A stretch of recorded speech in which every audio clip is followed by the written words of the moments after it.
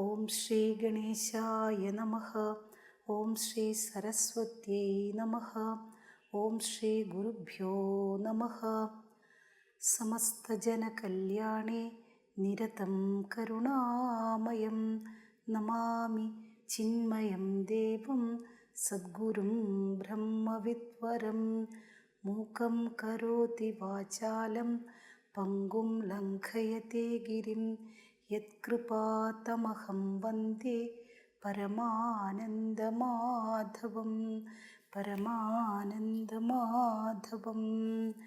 ഓം സർവവേദാന്തസിദ്ധാന്ത ഗോചരം തമഗോചരം ഗോവിന്ദം പരമാനന്ദം സദ്ഗുരും പ്രണതോസ്മ്യഹം സദ്ഗുരും പ്രണതോസ്മ്യഹം.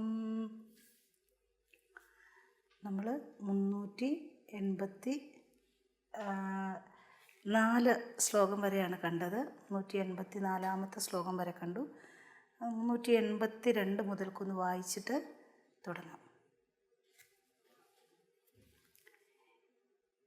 ഏതമച്ഛിന്നയാ വൃത്യാ പ്രത്യയാന്തരശൂന്യയാ ഉല്ലേഖയൻ വിജാനീയാത് സ്വസ്വരൂപതയാ സ്ഫുടം അത്രാത്മത്വം ദൃഢീകുർവൻ അഹമാദിഷു സന്ധ്യജൻ ഉദാസീനതയാ തേഷു തിഷ്ഠേത് സ്ഫുടഘടാദിവത്. വിശുദ്ധമന്തഃകരണം സ്വരൂപേ നിവേശ്യ സാക്ഷിണ്യവബോധമാത്രേ ശനേ ശനേ നിശ്ചലതാമുപാനയൻ പൂർണ്ണം സ്വമേവാനുവിലോകയേത്തതഃ. അത്ര വരെ നമ്മൾ കണ്ടത് അല്ലേ? അതെ. അതായത് താതാത്മ്യം. നമുക്കിപ്പോൾ താതാത്മ്യം അനാത്മവസ്തുവായിട്ടാണ്, അനാത്മാവായിട്ടുള്ള ഈ ദേഹമനോബുദ്ധിയാദികളിലാണ് നമ്മളുടെ താതാത്മ്യം ഇരിക്കുക. നമ്മൾ അതാണെന്ന് വിചാരിച്ചാണ് ഇരിക്കുക. യഥാർത്ഥത്തിൽ അതല്ല. അപ്പോൾ എന്താണോ യഥാർത്ഥത്തിൽ ഞാൻ, അതുമായിട്ട് അത് ഞാനാണെന്നൊന്ന് ഉറപ്പിക്കുക. കാരണം ഇപ്പം എനിക്ക് അങ്ങനെ ഒരു ബോധമില്ല, അതുകൊണ്ട് ഉറപ്പിക്കണം എന്ന് പറയുന്നത്. അല്ലെങ്കിൽ അത് ഉറപ്പിക്കേണ്ട ആവശ്യമൊന്നുമില്ല, അതങ്ങനെ തന്നെ എപ്പോഴും ഉള്ളതാണ്. അപ്പോൾ അതുകൊണ്ട് ഇവിടെ വാക്കുകളെ കൊണ്ട് പറയുമ്പോൾ നമ്മൾക്ക് അങ്ങനെ ചെയ്യേണ്ടിയിരിക്കുന്നു. ആത്മതാതാത്മ്യം ദൃഢപ്പെടുത്തണം, എന്നിട്ടോ അനാത്മതാതാത്മ്യം നശിപ്പിക്കണം. അപ്പം മറ്റ് പദാർത്ഥങ്ങൾ പോലെ തന്നെ ഏതുപോലെയാണോ നമ്മളുടെ വീട്ടിലെ പല ഉപകരണങ്ങളുണ്ടല്ലോ, ഫർണിച്ചറുണ്ട്, പിന്നെ പാത്രങ്ങളുണ്ട്, ഇങ്ങനെയൊക്കെയുള്ള ഘടപടാദികൾ, ഇവയൊക്കെ പോലെ തന്നെ അവയൊന്നും നശിക്കുമ്പോൾ, അല്ലെങ്കിൽ ഒരു കുടം പൊട്ടിയിട്ടുണ്ട് എങ്കിൽ, മൺകുടം പൊട്ടിയിട്ടുണ്ട് എങ്കിൽ അയ്യോ ഞാൻ പൊട്ടിപ്പോയല്ലോ എന്ന് പറഞ്ഞൊന്നും ആരും കരയാറൊന്നും ഇല്ലല്ലോ. കരയോ? ഇല്ല. അപ്പോൾ അതേപോലെ തന്നെ ഈ ശരീരവും ഇത് എൻ്റേതാണ്, ഇതിനെ ഉപയോഗിക്കാം, ഇതിനെ പല കാര്യങ്ങൾക്കായിക്കൊണ്ടിട്ട് ഒക്കെ ഇതിനെക്കൊണ്ട് ഉപകാരമുണ്ട്. അപ്പോൾ അങ്ങനെ ഈ അനാത്മവസ്തുവായിട്ടുള്ള ഈ ശരീരത്തെ മറ്റ് അനാത്മവസ്തുക്കളെ നാം ഏതുപോലെയാണോ കരുതുന്നത്, അതേപോലെ തന്നെ ഈ ശരീരത്തെയും കരുതി ആത്മവസ്തുവുമായിട്ടുള്ള ആ ഒരു താതാത്മ്യം, അതാണ് ഞാൻ എന്നുള്ള കാര്യത്തെ ഉറപ്പിച്ച് നിരന്തരം അനുസന്ധാനം ചെയ്യേണ്ടിയിരിക്കുന്നു. നിരന്തര അനുസന്ധാനം ചെയ്യേണ്ടിയിരിക്കുന്നത് എന്തുകൊണ്ടാണ്? അതാണ് എന്നുള്ള കാര്യം നമ്മൾ മറന്നിരിക്കുന്നു. ജന്മജന്മാന്തരമായിട്ട് നമ്മൾ മറന്നാണ് ഇരിക്കുന്നത്. അപ്പോൾ അതുകൊണ്ടാണ് അതിനെ അനുസന്ധാനം ചെയ്യേണ്ടത്, അല്ലെങ്കിൽ അതിൻ്റെ ആവശ്യം ഉണ്ടാവില്ലായിരുന്നു. അപ്പോൾ അതുകൊണ്ട് ആത്മാവിൽ ശ്രദ്ധിക്കൂ എന്ന് പറഞ്ഞു. അതിനാദ്യം എന്താ ചെയ്യേണ്ടത്? ആദ്യം മനഃശുദ്ധിയാണ് വേണ്ടത്. വിശുദ്ധ അന്ധകരണത്തെ, മനസ്സിനെ വിശുദ്ധമാക്കണം. എന്നിട്ട് എന്താ ചെയ്യേണ്ടത്? മനസ്സിനെ വിശുദ്ധമാക്കിയിട്ട് വിശുദ്ധമന്തഃകരണം സ്വരൂപേ നിവേശ്യ സാക്ഷിണ്യവബോധമാത്രേ. മനഃശുദ്ധി നേടണം. എന്നിട്ട് എന്താ ചെയ്യേണ്ടത്? സ്വരൂപേ നിവേശ്യ, ആ മനസ്സിനെ സ്വരൂപത്തിൽ വിലയിപ്പിക്കണം, മനസ്സിനെ സ്വരൂപത്തിൽ മുക്കണം. സ്വരൂപം എന്താണ്? അവബോധമാത്രേ, ജ്ഞാനം തന്നെയാണ് സ്വരൂപം. ഇതൊന്നും പെട്ടെന്ന് അല്ലെങ്കിൽ ഒരു ഒരു മണിക്കൂർ കൊണ്ടോ ഒന്നും സംഭവിക്കുന്നതൊന്നും അല്ല. അപ്പോൾ അതുകൊണ്ട് എന്താ വേണ്ടത്? ശനൈ അല്ലേ, പതിയെ ഗ്രാജ്വലി ക്ഷമയോടെ മനസ്സിനെ നിശ്ചലമാക്കണം. എന്നിട്ട് അതിനുശേഷം എന്താ പറഞ്ഞിരിക്കുന്നത്? പൂർണ്ണസ്വമേവാനുവിലോകയേത്തതഃ. അതിനുശേഷം ചിത്തശുദ്ധി നേടിയിട്ട് ജ്ഞാനത്തിൽ മനസ്സിനെ വിലയം പ്രാപിപ്പിച്ചിട്ട് പൂർണ്ണ ആത്മദർശനം നേടൂ എന്നാണ് ആചാര്യ ഭഗവാൻ പറഞ്ഞിരിക്കുന്നത്. ആചാര്യ ഭഗവാൻ എങ്ങനെയൊക്കെ പറയാം? ആചാര്യ ഭഗവാൻ അത് വളരെയധികം എളുപ്പമായിരുന്നിരിക്കാം. ഇത് എത്രമാത്രം ബുദ്ധിമുട്ടാണ് എന്ന് ഇത് ട്രൈ ചെയ്യുമ്പോഴാണ് നമുക്ക് മനസ്സിലാക്കുക, അല്ലേ? ഇനി ബുദ്ധിമുട്ടാണ് എന്ന് കരുതിക്കൊണ്ട് ആരും ഇതിനെ ഉപേക്ഷിക്കാനും പറ്റില്ല. ബുദ്ധിമുട്ടാണെന്നേ ഉള്ളൂ, അസാധ്യമാണെന്ന് ഒരിടത്തും പറഞ്ഞിട്ടില്ല. അസാധ്യമാണ് എന്ന് ഒരിടത്തും പറഞ്ഞിട്ടില്ല. ഓക്കെ, ഇനി നമ്മൾക്ക് അടുത്ത ശ്ലോകത്തിലേക്ക് നോക്കാം. 385 ശ്ലോകം. ദേഹേന്ദ്രിയ പ്രാണമനോഹമാദിഭിഃ, മനോഹരാദിഭിഃ എന്നൊക്കെ ബുക്കിലുണ്ട്, തെറ്റാണ്. മനോഹമാദിഭിഃ എന്നാണ് എന്താ വേണ്ടത്. ദേഹേന്ദ്രിയ പ്രാണമനോഹമാദിഭിഃ സ്വാജ്ഞാന ക്ലിപ്തൈരഖിലൈരുപാധിഭിഃ വിമുക്തമാത്മാനമഖണ്ഡരൂപം പൂർണ്ണം മഹാകാശമിവാവലോകയേത്. അവലോകയേത് ദർശിക്കണം. എന്തിനെയാണ് ദർശിക്കേണ്ടത്? ദേഹേന്ദ്രിയ പ്രാണമനോഹമാദിഭിഃ അജ്ഞാനം എന്നാണ് കേട്ടോ, സ്വാജ്ഞാനം എന്നുള്ളത്. അജ്ഞാന ക്ലിപ്തൈഃ അഖിലൈഃ ഉപാധിഭിഃ വിമുക്തമാത്മാനം അഖണ്ഡരൂപം പൂർണ്ണം മഹാകാശമിവാവലോകയേത്. അവലോകയേത് ദർശിക്കണം, കാണണം. എന്തിനെയാണ് കാണേണ്ടത്? പൂർണ്ണമാത്മാനം, പൂർണ്ണ ചൈതന്യമായിട്ടുള്ള ആ ബ്രഹ്മത്തെ ദർശിക്കണം. എങ്ങനെയാണത്? വിമുക്തം, ആ പൂർണ്ണ ചൈതന്യം അല്ലെങ്കിൽ ബ്രഹ്മം വിമുക്തമാണ്. എന്തിൽ നിന്നും വിമുക്തമാണ് എന്നാണെങ്കിലോ മുക്തമാണ്, അല്ലേ? വിമുക്തം ആത്മാനം അഖണ്ഡരൂപം പൂർണ്ണം. അത് എന്തിൽ നിന്നാണ് വിമുക്തമായിട്ടുള്ളത്? അതാണ് ആദ്യത്തെ ലൈനിൽ പറഞ്ഞിരിക്കുന്നത്. ദേഹേന്ദ്രിയ പ്രാണ മനോഹമാദിഭിഃ. ദേഹം, ഇന്ദ്രിയങ്ങൾ, പ്രാണാദികൾ, മനസ്സ്, അഹങ്കാരാദികൾ, ഇതൊക്കെ എന്താ? ഉപാധിയാണ്. ഈ ഉപാധിയായിട്ടുള്ള ദേഹേന്ദ്രിയ മനപ്രാണ അഹങ്കാരം ഇങ്ങനെയൊക്കെയുള്ള ഉപാധിയിൽ നിന്നും വിമുക്തമാണ് ആത്മാനം. അഖിലൈഹ ഉപാധി, ഇത്തരത്തിലുള്ള അഖില ഉപാധിയിൽ നിന്നും വിമുക്തമായിട്ടുള്ള ഈ അഖണ്ഡ രൂപം എങ്ങനെ വേണ്ടത്? പൂർണ്ണ മഹാകാശം ഇവ, പൂർണ്ണമായിട്ടുള്ള മഹാകാശം ഇവ, അതായത് മഹാകാശം പോലെ. മഹാകാശം, ആകാശത്തിൽ നമ്മളിപ്പോൾ നമ്മൾ പലരും നമ്മളെയൊക്കെ ചിലപ്പോൾ ഒക്കെ വിളിക്കാറുണ്ട്. ചിലരൊക്കെ സ്നേഹമുള്ളവരൊക്കെ വിളിക്കും, ഞങ്ങളുടെ വീടിൻ്റെ വീട് ഞങ്ങൾ പണിയാനായിട്ട് തുടങ്ങുകയാണ്, അപ്പോൾ അവിടെ ഇങ്ങനെ ഈ സ്ട്രക്ചറൊക്കെ ഒരു തറയൊക്കെ കെട്ടിയിട്ടുണ്ടാകും, അപ്പോൾ അതിന് വരണം, അതൊക്കെ ഒന്ന് കാണണം എന്നൊക്കെ പറഞ്ഞ് ആദ്യം മുതലെയൊക്കെ വിളിക്കുന്ന അങ്ങനെയൊക്കെയുള്ളവരൊക്കെ ഉണ്ട്, സ്നേഹമുള്ളവർ. അപ്പോൾ നമ്മൾ പോകും. അപ്പോൾ അവർ നമ്മളോട് പറഞ്ഞു തരും, ദേ നോക്കൂ, ഇത് അടുക്കളയാണ്, അവിടെ ഒരു കുന്തം ഉണ്ടാകില്ല കേട്ടോ, ഒന്നും കെട്ടിപ്പൊക്കിയിട്ടോ ഒന്നുമില്ല, അവിടെ ഒരു അടുക്കളയും ഇല്ല, ഒരു ബാത്റൂമും ഇല്ല. എന്നാലും അവർ വളരെ ഇതുകൊണ്ടായിരിക്കും ആളുകൾ വിളിക്കില്ലാത്തത്. എന്തായാലും അവർ വളരെ വളരെ കൗതുകത്തോടു കൂടി സന്തോഷത്തോടു കൂടി നമ്മൾക്ക് കാണിച്ചു തരും. ഇത് നോക്കൂ, ഇത് ഡൈനിങ് ഹാളാണ്, ഇത് കിച്ചണാണ്, ഇത് ഇതാണെന്നൊക്കെ പറഞ്ഞിട്ട്. സത്യത്തിൽ അവിടെ ഒന്നുമില്ല, സ്പേസ് മാത്രമേ ഉള്ളൂ. ഇനി അതൊക്കെ കഴിഞ്ഞിട്ട് നമ്മളെ ഗൃഹപ്രവേശത്തിനും വിളിക്കും. അപ്പോൾ പോകുകയാണ് എങ്കിൽ നമുക്ക് കാണാൻ സാധിക്കും. അപ്പോൾ ഒരു സ്ട്രക്ചറൊക്കെ ഉണ്ട്.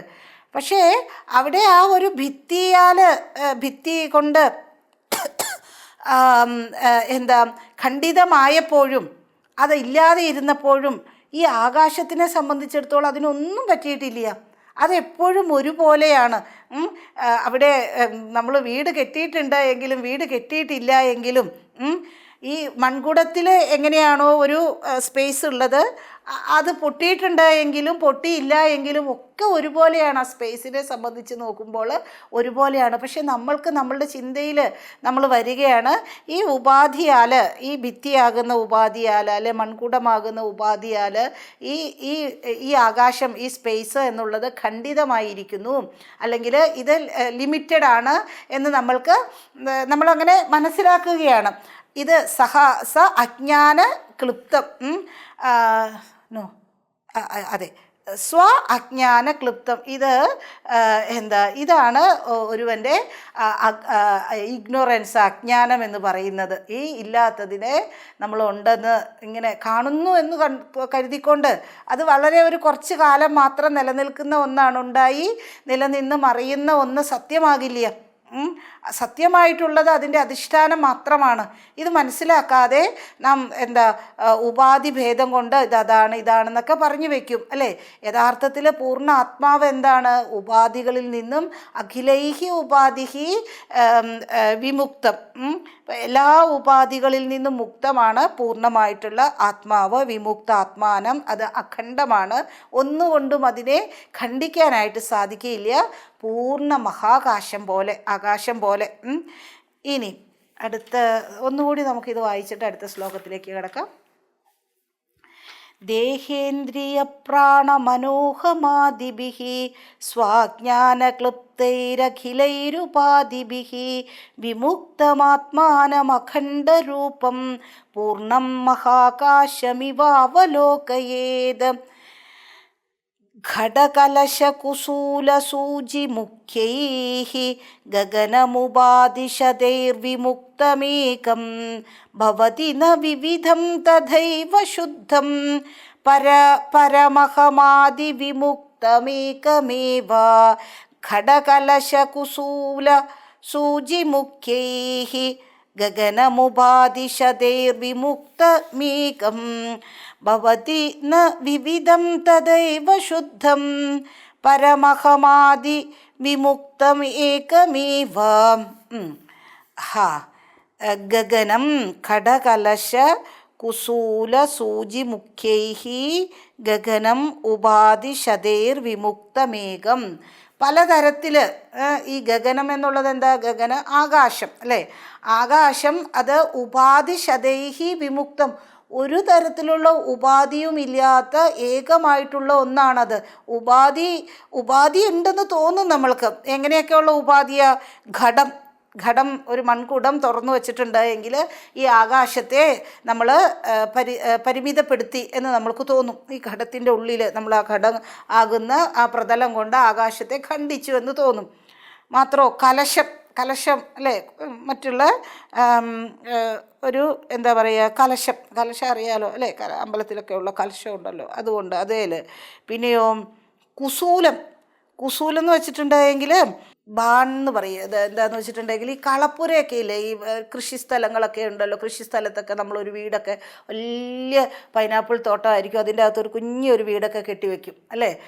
അതിൻ്റെ ആ ടൂൾസൊക്കെ, ആ അഗ്രികൾച്ചർ നമുക്ക് കൃഷിക്ക് ഉപയോഗിക്കാവുന്ന ഉപകരണങ്ങളും എല്ലാം, കൈപ്പോട്ടും ഇതെല്ലാം എടുത്ത് സൂക്ഷിച്ച് വെക്കാൻ വേണ്ടിയിട്ട് അങ്ങനെയുള്ള സ്ഥലത്താൽ അത് ഖണ്ഡിക്കപ്പെട്ടു എന്ന് നമുക്ക് തോന്നാം.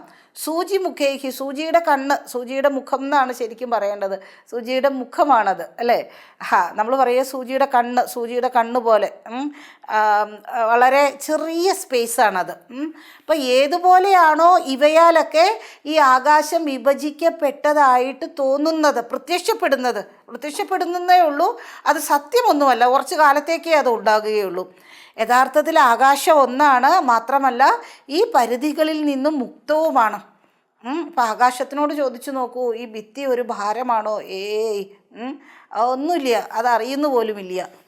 അപ്പോൾ ഒരിക്കലും ആകാശം പലതായിട്ടുമില്ല. അതുപോലെ തന്നെ പരമാത്മസ്വരൂപവും എത്ര യുക്തിഭദ്രമായിട്ടാണെന്നറിയോ ഇതൊക്കെ പറയുന്നത്. പക്ഷേ എങ്കിലും നമ്മൾക്ക് അങ്ങോട്ട് അംഗീകരിക്കാനായിട്ട് വലിയ ബുദ്ധിമുട്ടാണ്, അല്ലേ? പച്ചയായിട്ട് സത്യമായിട്ട് നമ്മളുടെ മുമ്പിൽ ഈ ലോകം വിളങ്ങിക്കൊണ്ടിരിക്കുകയാണ്. അപ്പോൾ പറയുകയാണ് ഇതൊരു തോന്നൽ മാത്രമേ ഉള്ളൂ. തോന്നുന്നു എന്ന് കരുതിക്കൊണ്ട് അത് സത്യമല്ല. ചുമ്മാ കിടന്ന കയറിൽ ഒരു പാമ്പിനെ കണ്ടു ഞാൻ, അതിനെ കണ്ടിട്ട് ഭയപ്പെട്ട് ഓടി കാലും ഒടിഞ്ഞു എന്ന് കരുതിക്കൊണ്ട് കണ്ട പാമ്പ് സത്യമാകണമെന്നില്ലല്ലോ. ഇതൊക്കെ സംഭവിച്ചതാണ്, അതൊക്കെ ശരിയാണ്. പക്ഷേ എന്ന് കരുതിക്കൊണ്ട് അത് സത്യമാകണമെന്നില്ല. അപ്പം അതുപോലെ തന്നെയാണ് ഈ പരമാത്മ സ്വരൂപവും. ഈ പലതരത്തിലുള്ള ഉപാധികളാൽ ഇത് ഖണ്ഡിതമാണ് എന്നൊക്കെ തോന്നുന്നുവെങ്കിലും യഥാർത്ഥത്തിൽ ഏകമാണ്, ശുദ്ധമാണ്, പരം, അഹമാദിമുക്തം. അവിടെ ഒരു തരത്തിലുള്ള അഹങ്കാരാദികളും ഇല്ല. അത് ഗഗന സദൃശ്യം തത്വമസ്യാദിലക്ഷ്യം എന്നൊക്കെ പറഞ്ഞിട്ട് അല്ലേ മഹാത്മാക്കളൊക്കെ ബ്രഹ്മത്തെ പറയുമ്പോൾ ഈ ശ്ലോക ചൊല്ലുക അല്ലേ. ഗഗന സദൃശ്യം, ആകാശം പോലെ വിമുക്തമാണ്, ഉപാധികളാൽ വിമുക്തമാണ് ആ പരമമായിട്ടുള്ള തത്വം. എന്തിനെ കൊണ്ടെങ്കിലും നമ്മൾക്കൊന്ന് ഉപമിക്കാൻ പറ്റുമെങ്കിൽ അത് ആകാശമാണ്. എങ്കിലും അത് പൂർണ്ണമാകില്ല, കാരണം ആകാശത്തിനും അധിഷ്ഠാനമാണ് ആ തത്വം. ഓക്കെ, ഒന്നുകൂടി നമുക്കിത് വായിക്കാം. ഘടകലശ കുസൂല സൂചിമുഖ്യൈർ ഗഗനമുപാദിശതൈർവിമുക്തമേകം ഭവതി ന വിവിധം തദൈവ ശുദ്ധം പരമഹമാദിവിമുക്തമേകമേവ ബ്രഹ്മാദിസ്തംഭപര്യന്ത മൃഷാമാത്രാ ഉപാധയഃ തതഃ പൂർണ്ണം സ്വമാത്മാനം പശ്യേദേകാത്മനാ സ്ഥിതം ബ്രഹ്മാദിസ്തംഭപര്യന്ത മൃഷമാത്രാ ഉപാധയഃ തതഃ പൂർണ്ണം സ്വമാത്മാനം പശ്യേദേകാത്മനാ സ്ഥിതം.